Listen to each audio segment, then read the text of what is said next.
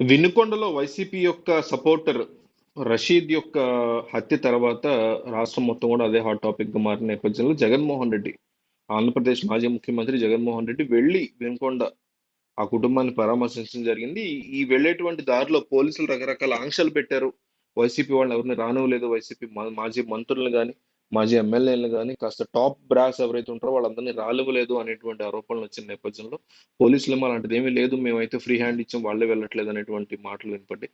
మొత్తానికి వినుకొండలో కాస్తంత ఆ గట్టిగా జగన్మోహన్ రెడ్డి యొక్క పేరు ఈ రోజు వినిపించింది. ఈ మొత్తానికి పల్నాడు వ్యాప్తంగా కూడా గట్టిగా వినిపించిందని చెప్పుకోవచ్చు. జగన్మోహన్ రెడ్డి ప్రజల్లోకి వెళితే భారీ ఎత్తున జనం రావడం అనేది అసలు వింతే కాదు. మాస్ లీడర్ కింద ఉన్న వాళ్ళందరిలో కూడా ఆంధ్రప్రదేశ్లో ఉన్న రాజకీయ నాయకులందరిలో ఉన్న వాళ్ళలో మాస్ లీడర్ ఎవరంటే ఖచ్చితంగా జగన్మోహన్ రెడ్డి అవుతారు. అట్లాగే మాస్ లీడర్ అయినంత మాత్రం గెలిచిపోతారు అనేది కూడా గ్యారంటీ లేదనేది మొన్న ఎన్నికలు ప్రూవ్ అయింది.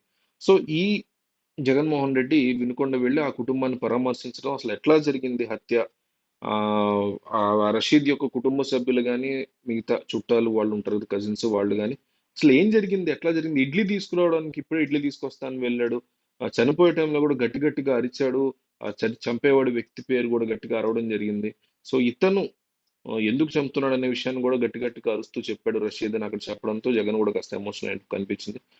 మొత్తం మీద అందరూ కూడా ఒక పక్క నుంచి ప్రతిపక్షాలు శవ రాజకీయాలు అనే ఆరోపణలు చేస్తూ ఉంటే జగన్మోహన్ రెడ్డి వెళ్ళి మొత్తం రషీద్ యొక్క కుటుంబాన్ని అయితే పరామర్శించారు. ఎలక్షన్ తర్వాత మొట్టమొదటిసారి జగన్మోహన్ రెడ్డి జనాల్లోకి రావడం ఇదే మొదటిసారి కింద మనం కన్సిడర్ చేయొచ్చు. ఇప్పటి వరకు ఓడిపోయిన తర్వాత జనాల్లోకి ఆయన ఎక్కడ వచ్చింది కూడా మనకి కనిపించలేదు. అంటే పులివెందులు వెళ్ళారు, అదొకటి తప్ప. పులివెందులు వెళ్ళి అక్కడ ఉన్నటువంటి తన సన్నిహితుల్ని, పార్టీ క్యాడర్ని, లోకల్ గా ఉండే పులివెందుల క్యాడర్ని కలిశారు. ఇంటి వద్ద కూడా కొంతమంది సన్నిహితులు వచ్చి జగన్తో మాట్లాడి ఇదంతా కూడా జరిగింది. అయితే నేరుగా ఇంత దూరం పల్నాడు లాంటి వేరే సెపరేట్ ప్రాంతానికి, పులివెందులతో సంబంధం లేని ప్రాంతానికి రావడం అనేది మొట్టమొదటిసారి జరిగింది. అయితే నేరుగా జగన్మోహన్ రెడ్డి ఢిల్లీకి వెళ్ళి నరేంద్ర మోడీతో భేటీ అవ్వబోతున్నారు అనేటువంటి మాటలు వార్తలు గట్టిగా వినిపిస్తున్నాయి. మోడీతో కానీ లేదా అట్లీస్ట్ ద్రౌపది ముర్ముతో. ఆంధ్రప్రదేశ్ రాష్ట్రంలో ఒక రకమైనటువంటి భయానక వాతావరణం జరుగుతోంది, ఇక్కడ తీవ్రమైనటువంటి హింస జరుగుతోంది అనేటువంటి ఆరోపణలు చేస్తున్న జగన్మోహన్ రెడ్డి అక్కడికి వెళ్ళి నేరుగా ఈ విషయాన్ని ఇప్పటికే ఆయన మోడీకి ఒక సీరియస్ లేఖ రాశారు.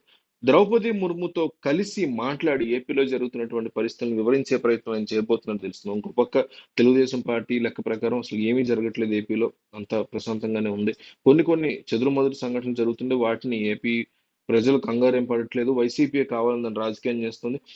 నిజానికి రషీద్ వైసీపీ వ్యక్తి, చంపిన వ్యక్తి కూడా వైసీపీ వ్యక్తి. ఇది పర్సనల్ గ్రడ్జెస్ నుంచి వచ్చింది లేదా వైసీపీలో జరిగినటువంటి ఇష్యూ తప్ప వైసీపీతో పాటు అనుసంధానంగా తిరిగే ఒక రౌడీ వెనకాల వీళ్ళిద్దరూ ఉంటారు, వాళ్ళలో వాళ్ళకి గొడవలు పడి చంపుకున్నారు తప్ప ఇది పార్టీలకి ఏమాత్రం సంబంధం లేదు అనేటువంటి మాట తెలుగుదేశం పార్టీ వైపు నుంచి వినిపిస్తుంది.